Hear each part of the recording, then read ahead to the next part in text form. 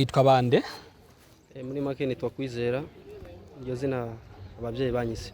Ego nyuma nabonye wambaye amarori, none rero cyo cyatumye ndaguhagarika kubera ko urabona ko muri kino gihe ntivyoroshe, abatari bake mu gisagara cya Bujumbura usanga bafise ikiza c'ingwara ifatira ku maso. None rero musanze mugwaye amaso?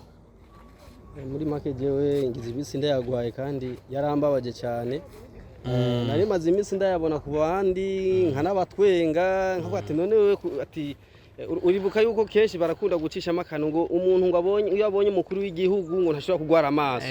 Ravyo muranye kaguma ndavuga ati none wewe turashobora kugwara amaso yimbwa ati warabonye umukuru w'igihugu. Ravyo nkaguma ndabatwenga rero mu bintu nk'ivyo.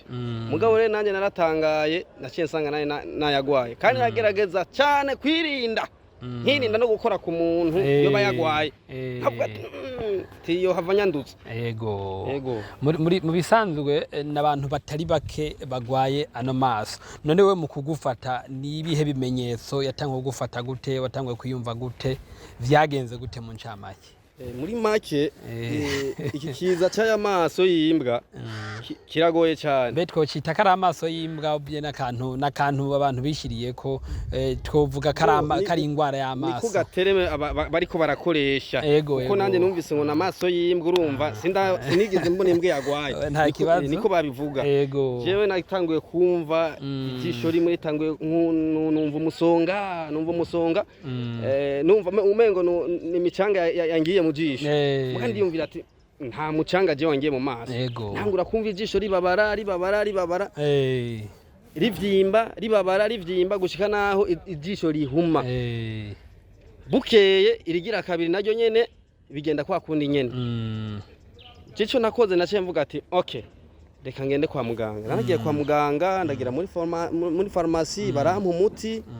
Kandi uwo muti vraiment waramfashije naho imiti muri pharmacie ubu yaduze cyane kuko go hejuru. Umuti wahora ugwa nk'igihumbi n'atanu ubugeze ku bihumbi 8 bihumbi 7. Uravyumva umva n'abayidandaza nabo nyene bace bavyungukiramo.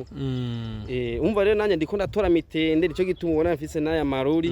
Umva aramfasha kubera izuba urabona ko ntarakira neza. None ndababaze kandi mbega mu mirimo musanzwe murangura misi yose biraborohera mu gihe musanzwe mufise iki kiza c'ingwara? Icambere impamvu bitatworohera umuntu yatarakira neza abandi bataragwara baramwinuba. Haba muri societe canke barakwinuba ngo habubanduze. Urumva biraboneka yuko harimo akantu ko kwinubana kubera iki ati je ko ntaragwara sinkene ko nakandamusa sinkene ko nakanyegera na cyane uzi yuko umushikiranganje w'amagara w'abantu yavuze ati ntabikura mu kanya ntihabe kusangira utabanje gukaraba. Urumva ko harimo akantu ko kugira iki ko kwinuba umuntu ashobora kuba yamaze kwandura ayo maso.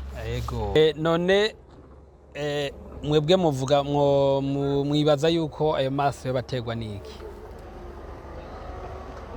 Muri make nta muntu n'umwe aramenya ico vyavuye ko urazi ko abantu benshi ino saha none munota abantu bayita kari amaso y'imbwa sivyo? Urumva rero nta kundi kuntu novuga ko abayita niyo terme nyene abantu baje gute byo vyagenze gute uretse ico cy'amaso y'imbwa kuko sinibaza ko yo bava uretse ko abantu babivuga gutyo. Nta yandi makuru abantu baravuga bakavuga byinshi bitandukanye. Yoba yaje gute, yazananye he, byagenze gute, kugira ngo donc dushobore kumenya icyo twokora mu kwigwaniriza hamwe ino ngwara. Mu makuru numvise yuko iyi ngwara yatanguriye muri Tanzania. Imaze gufata igihugu ca Tanzania hanyuma niho muri make nsubiye inyuma gato hariho umushoferi yavuye Tanzania ageze kuri Gare du Nord avuga yuko ayumva amaso mubabaje cyane. Aragenda no kugura umuti kuri pharmacie. Uwo muti arawubura. Mugabo arabona yuko afise ikibazo cyo kuguma akorora amosoze arira. Hanyuma abona amaso aravyimvye yongera aratukura. Nukuvuga yuko ngahi wacu nta muntu numwe ari bwamenye iyo ngwara yuko ishobora kuba ihari. mugabo uwumva uwo muntu yararondeye uwo muti aragenda inyuma y'iminsi mikeyi niho twe twatiye dutangura kugira iki kumva ico kiza cy'amaso nga mu gihugu cyacu cy'u Burundi. Muri make novuga yuko yoba yatanguriye muri Tanzania igashikanga mu gihugu cyacu cy'u Burundi. Urabona yuko ubugeze hehe mu cyamake twe tuyifise twenyene n'abandi si twe tuyifise twenyene no kuvuga na Kongo nayo nyene irageramiwe n'iki kiza. N'u Rwanda nago nyene rurageramiwe n'iki kiza nyene no kuvuga yuko nta gihugu na kimwe kiri butabara ikindi uko twese tugwariye rimwe muri make.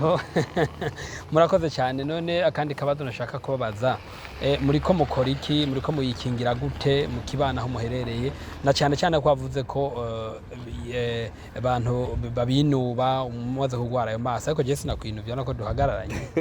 Muriko mukora iki mu kibana? Urumva no kuvuga umuntu wese yigwanako kuko uri kuraraba mu bantu uzumva ngo urumva ngo amacayicayi ngo urashobora kuyashira mu jisho ngo ijisho rigakira. Abandi ngo urumva ngo ufashe ngo amaberebere ngo umumama ngo yonse ngo agukanyiramo amaberebere ngo mu jisho ngo urashobora gukira. Abandi bukazoma ngo urumva ngo je ngo ndiko ndashiramwe indimu. Abandi ukumva ngo urumva ngo hariho ivyatsi ngo usoroma ngo bimeze ukuntu kuri ngo ahura ngo gakanya ngo ashira mu jisho. Urumva no kuvuga abantu babivuga gutandukanye. Jewe urabona yuko nsa nuri karakira naragiye ndawugura ndawushiramo kwa muganga muri farmasi. Yego muri farmasi uri kurankiza. Umva rero sinavuze ngo nkore nk'aba abandi, navuze ati ntegezwa kuja kwa muganga kuko uwo muti nyuma kwa muganga uhari reka bari wongura. Okay, murakoze cyane. None rero ndagushimire kuko ni igikorwa kidasanzwe kwemera guhagarara umuntu aguhagaritse. Ntabwo ari ikintu cyoroshe, si bose bashobora guhagarara ngo bemere gutanga akanya kabo. Ndagushimire cyane. Urakoze nawe ndagushimiye. Asante sana. Sawa sawa.